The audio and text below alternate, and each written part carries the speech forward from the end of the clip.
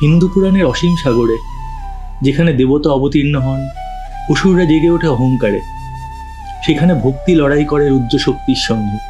সেই মহাজগতে আছে এক অদ্ভুত কাহিনী, অর্ধসিংহ অর্ধমানব, যার গর্জনে ভেঙেছিল অসুর রাজ্যের অহংকার। হ্যাঁ, তিনি নৃসিংহ।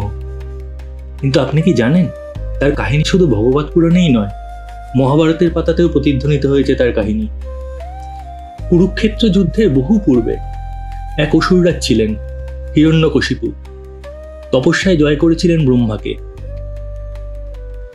হিরণ্যকশিপু বলেছিলেন, আমার মৃত্যু যেন না হয় মানুষে, না জন্তুর হাতে, না ঘরে, না বাইরে, না দিনে, না রাতে, না ভূমিতে, না আকাশে, না অস্ত্রে, না হাতে। ব্রহ্মা আশীর্বাদ দিলেন। বর? এ কি এক মরণ ফাঁদ? কিন্তু অন্ধকারের রাজ্যে আলো এসেছে। রাজপুত্র প্রহ্লাদ ছোটবেলা থেকেই ভগবান বিষ্ণুর ভক্ত। ওম নমো নারায়ণায়, ওম নমো নারায়ণ। পিতার অহংকারে আগুন লাগলো। কে শেখালো তোকে আমার শত্রুর নাম? প্রহ্লাদকে সাপের গর্তে ফেলা হলো, হাতির পায়ে চাপা দেওয়ার চেষ্টা করা হলো, আগুনে ফেলে পুড়িয়ে মারার ষড়যন্ত্র করা হলো, কিন্তু প্রতিবারই অদৃশ্য হাত তাকে রক্ষা করলো। যখন কেউ থাকে না, তখনও তিনি থাকেন। একদিন ক্রুদ্ধ হিরণ্যকশিপু চিৎকার করে বলল, তোর ঈশ্বর সর্বত্র? তাহলে এই স্তম্ভেও আছেন? হ্যাঁ বাবা। হিরণ্যকশিপু আঘাত করতেই স্তম্ভ ফেটে বেরিয়ে এলেন অর্ধসিংহ অর্ধমানব, নৃসিংহ। সূর্য অস্ত যাচ্ছিল, সন্ধ্যা। নৃসিংহ তুলে নিলেন অসুররাজকে কোলে।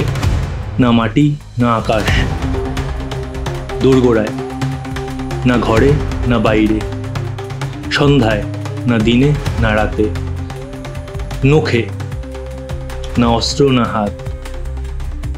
এক গর্জনে চিরে দিলেন তার বুক। অহংকার মাটিতে মিশে গেল। কিন্তু নৃসিংহ থামলেন না। ধ্বংসের রুদ্ররূপ কাঁপাতে লাগলো তিন লোক। তখন প্রহ্লাদ এগিয়ে এসে বলল, প্রভু, আপনার কাজ শেষ, শান্ত হন। মহাভারতের উল্লেখ। অরণ্য পর্বে ঋষি লোমশ বনবাসী যুধিষ্ঠিরকে বলেছিলেন, যখন ধর্ম বিপন্ন হয় তখন ঈশ্বর আসেন, কখনো সিংহরূপে, কখনো রূপে। বিষ্ণু সহস্র নামে নরসিংহ। ভীষ্ম পর্বে মৃত্যুশয্যায় ভীষ্ম জপ করছেন বিষ্ণুর সহস্র নাম। এর মধ্যে আছে নৃসিংহের গোপন বন্দনা, উগ্র বীর মহাবীর জলেন। নৃসিংহ এক প্রতীক, ভক্তের রক্ষক, অন্যায়ের বিনাশকারী।